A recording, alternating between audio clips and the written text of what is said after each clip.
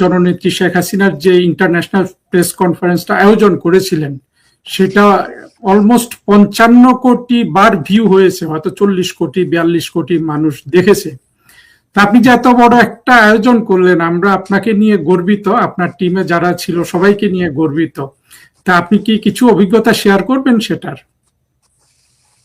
না, ডেফিনেটলি এটা নিঃসন্দেহে সারা পৃথিবীতে বসবাসরত বাঙালিরা বিষয়টি দেখেছে, অনুষ্ঠানটি দেখেছে, এবং প্রথমবারের মতো বঙ্গবন্ধু তনয়া জননেত্রী শেখ হাসিনা এবং বঙ্গবন্ধুর দৌহিত্র আগামী দিনের যে তারুণ্যের প্রতীক, নেতৃত্বের কি বলে আমরা আশাবাদী সজীব ওয়াজেদ জয়, তিনি ওখানে কিনোট স্পিকার হিসেবে থেকে বক্তব্য দিয়েছেন এবং এই আন্তর্জাতিক মিডিয়ায় প্রশ্নোত্তর পর্বে অংশগ্রহণ করেছেন। এবং নিঃসন্দেহে সেটা শুধুমাত্র আমার একার কৃতিত্ব না, ইট ওয়াজ এ টিম এফোর্ট। এবং সেই টিমে আপনারা দেখেছেন যে আমরা বিশেষ করে তারুণ্যের একটা উপস্থিতি রাখার আমরা চেষ্টা করেছি। এবং সজীব ওয়াজেদ জয় নিঃসন্দেহে তার স্পোকসম্যানশিপ, তার লিডারশিপ এবং ক্যারিশমা ইনি ইতিমধ্যে প্রমাণ করেছেন। এবং আগামী দিনে যদি আওয়ামী লীগের রাজনীতির হাল ধরেন তিনি, নিঃসন্দেহে তার সামনে দাঁড়ানোর মতো লোক খুঁজে পাওয়া খুব কষ্ট হবে। আরেকজন চমৎকার বক্তা আমার পছন্দের এবং জননেত্রী শেখ হাসিনার রিকমেন্ডেড আমাদের সাবেক শিক্ষামন্ত্রী ব্যারিস্টার মহিবুল হাসান চৌধুরী নওফেল, অত্যন্ত চমৎকার বাচনভঙ্গি, উপস্থাপনা, যুক্তি দিয়ে উনি কথা বলতে পারেন। বাংলাদেশের কোটি কোটি মানুষের যে heart throw cricketer Shakib Al Hasan সম্মত হয়েছিল যে আমাদের এই অনুষ্ঠানে সে উপস্থিত থেকে বক্তব্য রাখার, কথা বলার। তো আর লন্ডনে বসবাসরত একজন গবেষক এবং সামরিক কর্মকর্তা পলাশ এই টিমে, এবং দিল্লিতে বিশেষ করে যে এই মানে কানেক্টিং ডট যে তরুণ করেছে, বিশেষ করে আমরা ডাক নামকে ওয়াডিন বলে ডাকি, তো ওয়াডিন তার একটা গুরুত্বপূর্ণ ভূমিকা ওখানে ছিল। আমরা গর্বিত যে মাননীয় প্রধানমন্ত্রী প্রথমবারের মতো সাংবাদিকদের সামনে মুখোমুখি দাঁড়িয়ে উনি কথা বলেছেন। এবং তার যে প্রতিধ্বনি, সেই প্রতিধ্বনি আপনি উল্লেখ করলেন যে আমিও দেখেছি এরকম 55 বা 60 কোটি ভিউ, এত ভিউ হয়েছে। এবং আমরা যখন ওখানে অনুষ্ঠান চলাকালীন অবস্থায় এফসিসির বোর্ডে আমরা যখন দেখছিলাম যে লাফিয়ে লাফিয়ে মানে ওখানে মানে দর্শকদের সংখ্যা বেড়ে যাচ্ছে, এক পর্যায়ে এফসিসির প্রেসিডেন্ট আমাকে বলছিলেন, আমার পাশেই বসা, যে 1.5 কোটির উপরে এখন ভিউ চলছে তাদের শুধুমাত্র একটা ওয়েবসাইটে। তাদের 5টা পোর্টাল লাইভ করেছে এটা, 10-এর অধিক আন্তর্জাতিক মিডিয়া, রয়টার্স সহ তারা লাইভ করেছে। এবং আমরা অভিভূত হয়েছি। এবং কোনো প্রশ্নই, এমন কোনো প্রশ্ন আসে নাই যে প্রশ্ন এড়িয়ে গেছি আমরা। তা আমি মনে করি যে সৌভাগ্যবান আমি একজন কর্মী যে এই মানে মিডিয়ার সামনে, আন্তর্জাতিক মিডিয়া, যে মুহূর্তে বাংলাদেশের সকল মিডিয়া শ্বাসরুদ্ধ করা হয়েছে, ব্ল্যাক আউটে রাখা হয়েছে এবং নিয়ন্ত্রিত মিডিয়া, সেই মুহূর্তে আন্তর্জাতিক বিশ্বের প্রায় 350 সাংবাদিক সেখানে যারা রেজিস্ট্রেশন করেছিল, লিমিটেড টু, কারণ তাদেরকে এর বেশি অ্যাকোমোডেশন দেওয়া যাবে না দেখে আমরা রেজিস্ট্রেশন বন্ধ করে দিয়েছিলাম। মাত্র 2 ঘন্টার পাবলিসিটিতে রেজিস্ট্রেশন হয় 350। তো ফলে আপনি বুঝতেই পারেন যে এই foreign correspondents club of south Asia পূর্ণ ছিল, আমরা সবাই দেখেছি, পরিপূর্ণ ছিল। জি, পরিপূর্ণ ছিল। এবং তাদের অতিরিক্ত আরো 2টা রুম এবং প্যাভিলিয়ন, বাইরের প্যাভিলিয়ন, সেখানেও একটা বড় টিভি স্ক্রিন দিয়ে সাংবাদিকদের বসার ব্যবস্থা করা ছিল। সবচেয়ে আমরা ফিল করছিলাম সেটা হচ্ছে যে এখানে একটা থ্রেট, কারণ বাংলাদেশ গভর্নমেন্ট কোনোভাবে এটাকে হতে দেবে না। তারা যত রকম প্রপাগান্ডা দরকার, যত রকম প্রেশার ক্রিয়েট করা দরকার সেটা করেছে। ইন্ডিয়ান গভর্নমেন্ট এইখানে কোনো দুর্ঘটনা ঘটতে পারে সেই আশঙ্কায় পুলিশ তাদের special regimental force plus military deploy করেছে। আমি খুব আশ্চর্য হয়েছে, সেখানে যাই বাইরে যায় দেখি সেটা একটা অত্যন্ত সিকিউরড পরিবেশ। তো আশা আমরা করতেই পারি, সেটি হলো যে বাংলাদেশে যে চরমভাবে মানবাধিকার লঙ্ঘন হচ্ছে, যেখানে আইনের শাসন লুপ্ত, গণতন্ত্রহীনতা এবং মবক্রেসি, যেটা যেটা এই এই এই সুদখোর ইউনূস যে মবের রাজত্ব চালু করেছে বাংলাদেশে, সেটা অব্যাহত আছে। আন্তর্জাতিক বিশ্বের কাছে সেই বিষয়টা আমরা তুলে ধরার জন্য আমরা চেষ্টা করেছি। সো এটা নিঃসন্দেহে আমি মনে করি নেতা কর্মীদের মধ্যে দেশে এবং বিদেশে জি, চরমভাবে আলোড়িত করেছে, উদ্বুদ্ধ করেছে। এবং এই ইভেন্টের ঠিক পরের দিন আমি কলকাতায় যাই। কলকাতায় বিশেষ করে আওয়ামী লীগের শীর্ষস্থানীয় নেতৃবৃন্দ যারা সেখানে অবস্থান করেন, আমার কয়েক ডজন নেতার সঙ্গে, অসংখ্য কর্মীর সঙ্গে সংগঠনের কথা হয়েছে। আমি দেখেছি তাদের মধ্যে একটা প্রাণোচ্ছল অবস্থা, এবং তারা কি করা যায়, কিভাবে জননেত্রী শেখ হাসিনা ডিসেম্বরের আগেই বাংলাদেশে যাবেন তার নিরাপত্তা নিশ্চিত করা, এবং এই জঙ্গিবাদী বিএনপি, জামাত, এনসিপির তাদের বিরুদ্ধে কি করে মোকাবেলা করা যায় তার সকল প্রস্তুতি তারা শুরু করেছেন। এটাই হচ্ছে আশার কথা। সিদ্দিকী ভাই, আপনি যেটা বললেন এটা আসলে এতটা আলোড়ন সৃষ্টি করেছে। আপনার সাথে কালকেও কথা হচ্ছিল যে আমি নেত্রীর স্পিচটাকে বাংলা করে আমার ইউটিউবে পড়েছিলাম। আজকে দেখলাম যে এটা 1,80,000 ভিউ হয়েছে শুধু এই মানে আমার ইউটিউবে। অনেকটা, এই জি, ইউটিউব তো অত বেশি আপনার এখনো মানে ওই রকম উঠে নাই। তো এখান থেকে বোঝা যায় যে মানুষের কি পরিমাণ আগ্রহ জননেত্রী শেখ হাসিনার বক্তব্য শোনার জন্য। তারপরে আপনি যেটা বললেন সিকিউরিটি, এটা স্বাভাবিক আসলে। ভারতীয়রা তো বোঝে আপনারা যে এই ধরনের আয়োজন করলে আমাদের মানে আমরা তো জঙ্গিদের টার্গেটে থাকবো এখন, বাংলাদেশি জঙ্গিরা যারা নিঃসন্দেহে। 2024-এ জি, জঙ্গি উত্থান করেছে। সুতরাং তারা যে যে যে সেফটি মেজারটা নিয়েছে, এটা আমার কাছে অবাক করা কিছু মনে হচ্ছে না। আমার মনে হয় যে তারা সঠিক কাজটি করেছে। এবং ভারত রাষ্ট্রটা মুক্তিযুদ্ধের সময়ও আমাদের আসলে স্বাধীনতা লাভে যেভাবে সহায়তা করেছিল, এখনো তারা কিন্তু বাংলাদেশের মুক্তিযুদ্ধের পক্ষে শক্তির সাথে আছে। এর কারণ আপনি জানেন যে অন্য অংশটা কিন্তু এরা কিন্তু বাংলাদেশের শুধু স্বাধীনতা বিরোধী না, এরা ভারতকে, হিন্দুদের প্রচন্ড ঘৃণা করে, সাম্প্রদায়িক শক্তি। ফলে ভারতেরও আসলে বাংলাদেশের আওয়ামী লীগ ছাড়া আর কোনো রাজনৈতিক মৈত্রী, তারা তো অনেক চেষ্টা করেছে, আমরা দেখেছি। মোহাম্মদ আলী ভাই, আমি আপনার কাছ থেকে এখন যেটা আসলে জানতে চাই, এর মধ্যে আপনার সাথে নেত্রীর বেশ কয়েকবার দেখা হয়েছে, ইন্টারাকশন হয়েছে, মানুষ নেত্রী সম্পর্কে অনেক কিছু জানতে চায়। আমি গত দিন একটা ভিডিও করছিলাম, আমি একটু বক্তব্য রাখছিলাম ওই সম্পর্কে। আমি ওনার দুটো ক্লিপ লাস্টে শুনলাম। উনি সেখানে কৃষকদের সারের অভাব নিয়ে কথা বলেছেন, বাকশাল নিয়ে কথা বলেছেন। আমার কাছে মনে হলো যে নেত্রীর বয়স এখন তো 79, মনে হলো যে 30 বছর বয়স কমে গিয়ে ওনার এখন 50 বছরের কণ্ঠ, শানিত কণ্ঠ আমি শুনলাম। আপনার অভিজ্ঞতাটা কি, আমাদের যদি একটু জানান আর কি। ধন্যবাদ আপনাকে।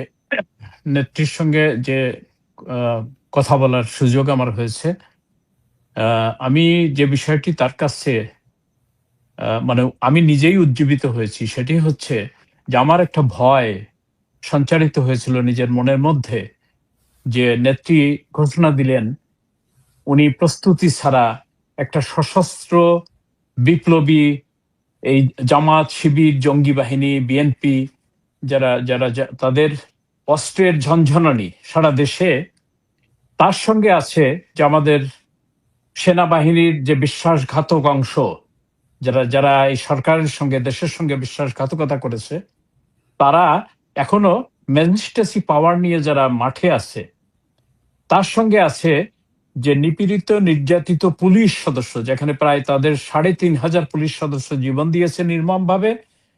তারাও কিভাবে এই এই বিএনপি এবং ইউনূস সরকারের আমলে আওয়ামী লীগের উপরে, সেকুলার শ্রেণীর উপরে কিভাবে আক্রমণ চালাচ্ছে। জয় বাংলা এই শব্দ দুইটা কেউ বললে বা কোনোভাবে কোনো ইসে আওয়ামী লীগের পরিবারের কোনো সদস্য চিহ্নিত হলে তাদেরকে যেভাবে পিটিয়ে মবের আওতায় নিয়ে এসে তারপরে পুলিশ গ্রেপ্তার করে জেলে পাঠাচ্ছে, তো এরকম একটি অবস্থার মধ্যে নেত্রীর যে সুস্পষ্ট বক্তব্য, উনি কি করে ডিসেম্বরের মধ্যে দেশে ফিরতে চান, এই বিষয়টি আমার ওনার কাছে জানার আগ্রহ ছিল।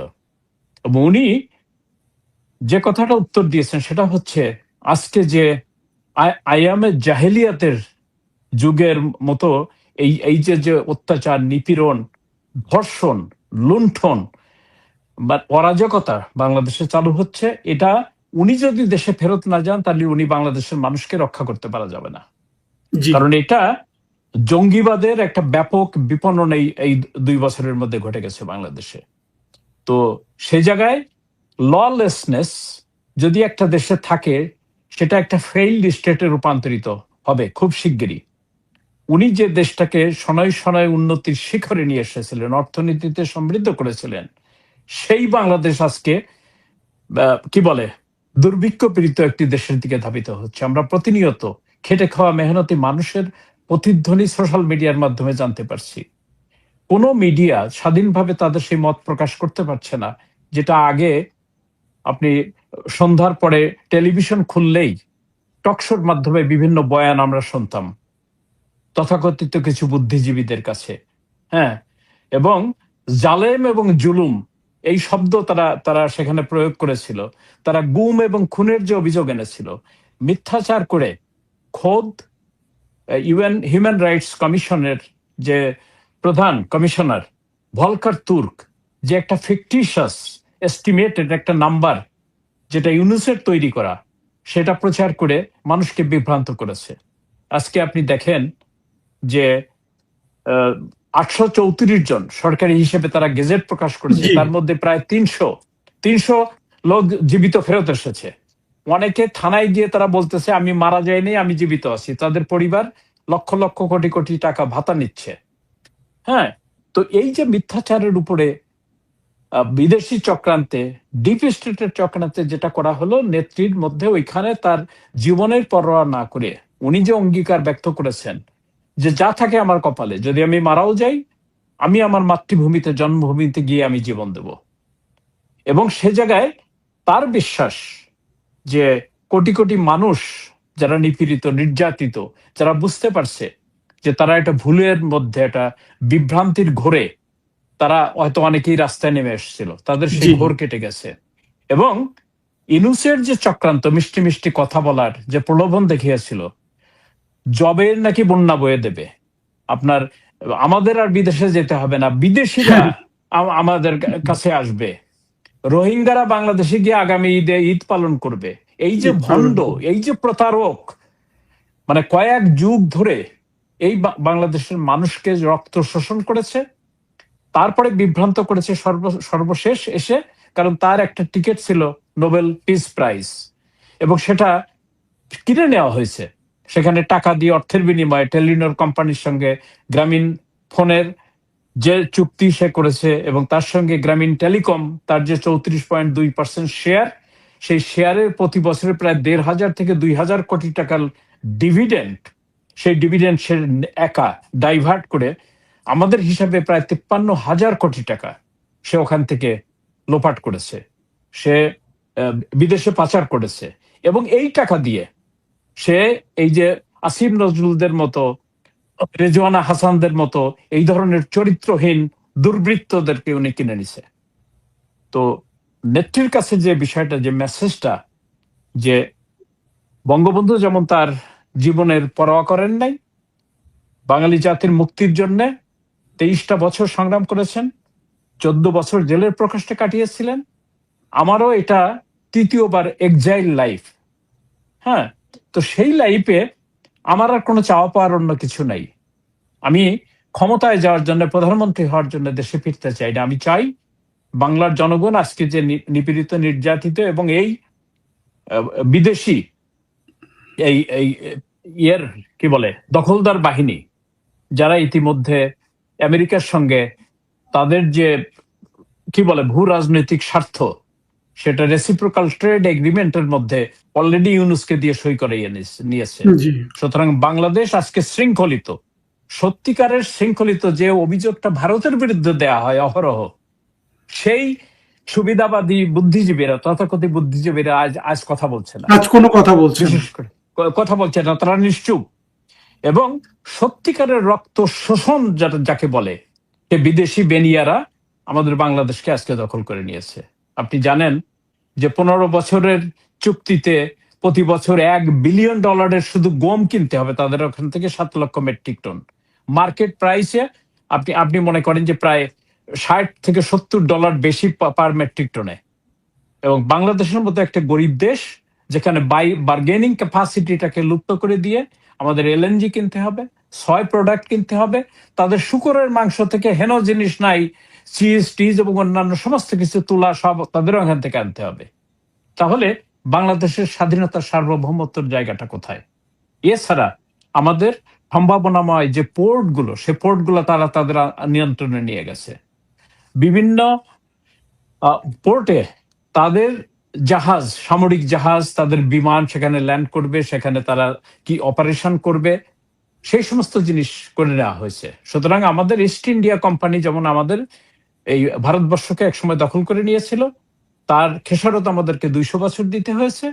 আমরা আর একটা নতুন ইস্ট ইন্ডিয়া কোম্পানির অধীনে আমরা আজকে পরাধীন।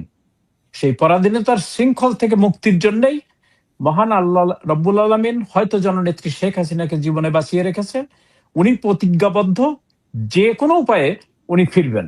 এবং ওনার ওই জায়গায় সেই প্রতিশ্রুতিটা হচ্ছে যে আমি ফিরলে দেশে এবং বিদেশের কোটি কোটি মানুষ এই কাতারে সামিল হবে, আমার অন্য কোনো শক্তির প্রয়োজন নাই। এই যে দেশেই হবে, দৃঢ়চিত্ততা, দেশেই হবে সাহস, কোটি কোটি মানুষ। হ্যাঁ, তো সেই জায়গায় আমরা মনে করি যে ওনার এই যে মানে অকুতোভয় ঘোষণা, সাহস, এবং উনি তার প্রস্তুতি নিচ্ছেন, আমাদের আশাবাদের জায়গাটা ওই জায়গায়।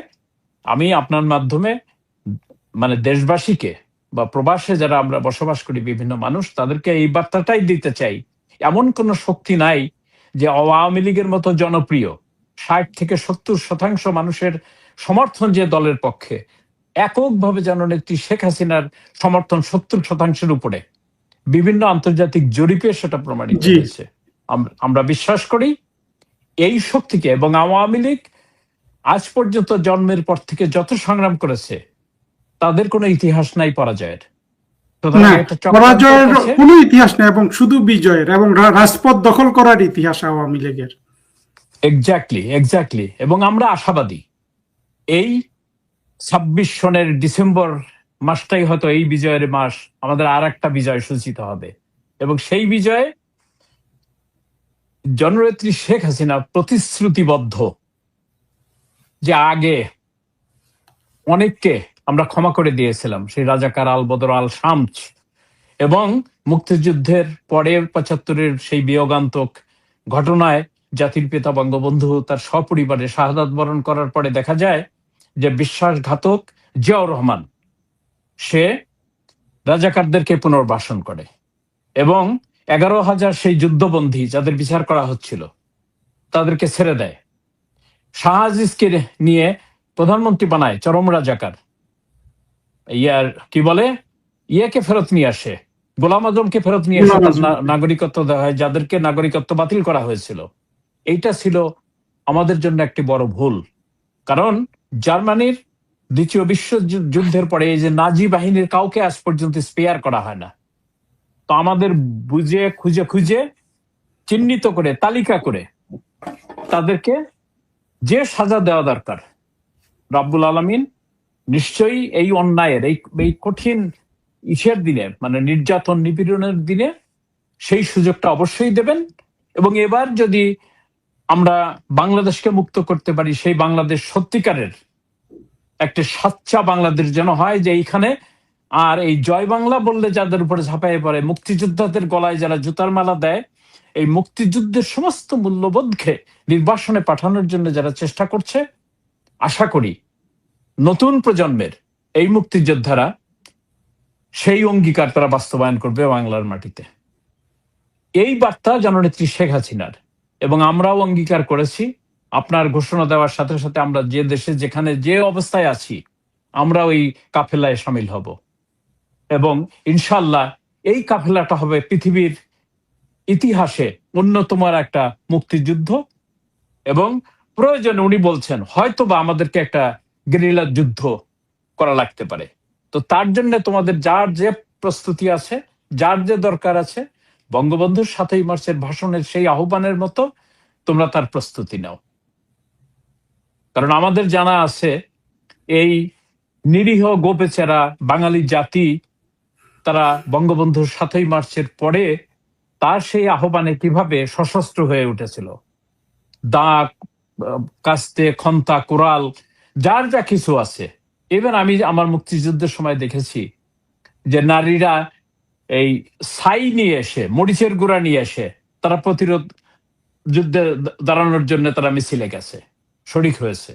আমরা মনে করি আমাদের দেশীয় দালাল চক্র, সেই দালাল চক্র এবং বিশেষ করে যারা যারা আজকে মির্জাফরি করেছে বাঙালির সাথে, যে যাদেরকে অর্থে বিত্তে আমরা বাংলাদেশে পুষছি এতদিন ধরে, যে সেনাবাহিনী, সেই সেনাবাহিনী তাদের যে দায়িত্ব, তাদের যে শপথ, যে সরকারের নির্দেশনা তাদের পালন করা, দেশ রক্ষা করা তাদের দায়িত্ব, তার সঙ্গে যারা বেইমানি করেছে নতুন করে ভাবতে হবে এদের কি পালিয়ে পুষে আমরা মোটা তাজা করবো কিনা, নাকি আমরা সুইজারল্যান্ডের মতো যে যে দেশে আমাদের কোনো সেনাবাহিনীর দরকার নাই, যারা জীবনে কোনোদিন বার্মার সাথে, ভারতের সাথে বা পার্শ্ববর্তী চায়নার সাথে তারা কোনোদিন যুদ্ধে লিপ্ত হবে না, আমরা সে ধরনের একটা ওয়েলফেয়ার স্টেট, শান্তির স্টেট যেন আমরা করতে পারি, যে জঙ্গি মুক্ত, এটা হবে ওনার অঙ্গীকার।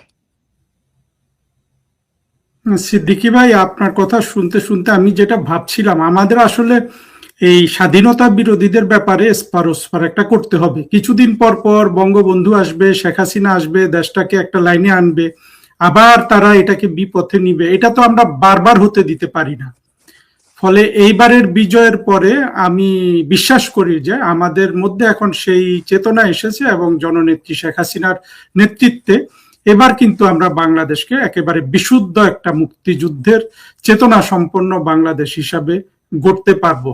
আর আপনার ভেতর থেকে আমি যে স্পিরিটটা দেখতে পাচ্ছি, আমি বিশ্বাস করি যে জননেত্রী শেখ হাসিনার সব কর্মী নেতা সবার মধ্যে আজকে এই স্পিরিটটা জাগ্রত হয়েছে। আমার আরেকটা জিনিস জানা দরকার, সিদ্দিকী ভাই, আপনি এই যে আমাদের একটা গুরুত্বপূর্ণ জায়গায় আপনি হাত দিয়েছেন, আমি আপনাকে এই জন্য বিশেষভাবে কৃতজ্ঞতা জানাই যে আপনি এই হিউম্যান রাইটসটা এখন দেখছেন। এই জায়গাটায় আমাদের কিন্তু যথেষ্ট ঘাটতি আছে। এই ব্যাপারে আপনার কি বিশেষ কোনো পরিকল্পনা আছে এই জিনিসটাকে ভবিষ্যতে অনেক দূর এগিয়ে নিয়ে যাওয়া? আপনি যদি দেখেন একটু, আমি যদি অ্যাড করি, 2024-এর জঙ্গি উত্থানের পর বাংলাদেশে ইতিহাসে সবচেয়ে বেশি মানবাধিকার লঙ্ঘিত হয়েছে। আমরা যদি 21শে আগস্টের গ্রেনেড হামলা দেখি 2004 সালের, সে একদিনের যে মানবাধিকার লঙ্ঘন, শেখ হাসিনা সরকারের 16 বছরের মানবাধিকার লঙ্ঘন এক জায়গায় করলে তার চেয়ে এই 21শে আগস্টের গ্রেনেড হামলার মানবাধিকার লঙ্ঘন বেশি। আবার যদি আমরা 1975 সালে বঙ্গবন্ধুর হত্যাকাণ্ডে যে মানবাধিকার লঙ্ঘিত হয়েছে সেটা যদি আমরা এক পাল্লায় মাপি, সারা বাংলাদেশের এই যে যত অন্য মানবাধিকার লঙ্ঘন আছে তার চেয়ে এটার পাল্লা ভারী হয়। কিন্তু আমরা না এটা ভালোভাবে বিদেশে বুঝাতে পারি নাই এখন পর্যন্ত, আমার কাছে সেইটা মনে হয়। সেজন্য আপনার কাজটা অত্যন্ত গুরুত্বপূর্ণ। আমি মনে করি যে আপনাকে আমাদের সবার উৎসাহ দেওয়া উচিত, যে কোনো প্রয়োজনে সমর্থন দেওয়া উচিত, এবং আমাদের যেন একটা মানে শক্তিশালী মানবাধিকার প্ল্যাটফর্ম আপনার মাধ্যমে তৈরি হয়। আপনার পরিকল্পনা কি, বা আপনার এই বিষয়ে কোনো চিন্তা ভাবনা আছে কিনা? আপনি যথার্থই বলেছেন ভাই।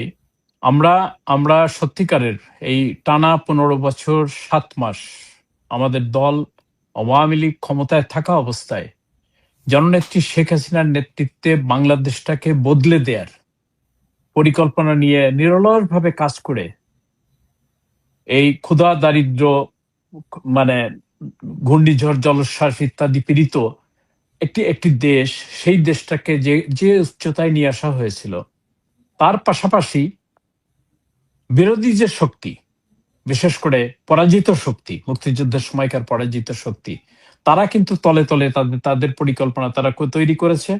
আপনি একজন কূটনীতিক, রাষ্ট্রদূত হিসেবে আপনি আমার চেয়ে আরো ভালো জানেন যে শুধুমাত্র যুক্তরাষ্ট্রে বিএনপির 2014 সন থেকে 5টা লবিস্ট ফার্ম তাদের নিয়োগ করা ছিল, এবং সেই লবিস্ট ফার্মগুলা এই মির্জা ফখরুল ইসলাম আলমগীরের স্বাক্ষরিত 1 নম্বর পুরানা পল্টনের অ্যাড্রেসের। জামাতে ইসলামের 3টা লবিস্ট ফার্ম এখানে নিয়োজিত ছিল।